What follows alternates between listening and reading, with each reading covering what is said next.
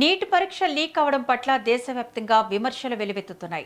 Neat paper leak అవడం అనేది పూర్తిగా బాధ్యత రాహిత్యమని డాక్టర్ ఉదమ్ గౌతమ్ విమర్శించారు.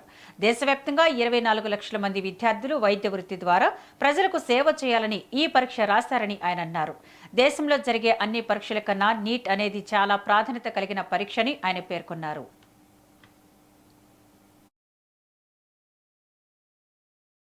చిన్నప్పటి నుంచి కూడా ఒక డాక్టర్ అవ్వాలి, ప్రజలకు సేవ చేయాలి, మంచి వైద్యాన్ని అందించాలి అనేది కలలు కన్నా ఈ స్టూడెంట్స్ ఇంటర్మీడియట్ లేదు, వాళ్ళు చాలా చిన్న చిన్న పిల్లలు, లేత మనుషులు. అలాంటి వాళ్ళు చాలా యాంబిషన్స్తో రాసిన ఈ ఎగ్జాము లీక్ అవ్వడం అనేది పూర్తిగా కంప్లీట్గా ఒక బాధ్యతారహితం, వైఫల్యం, కేంద్ర ప్రభుత్వం యొక్క వైఫల్యం.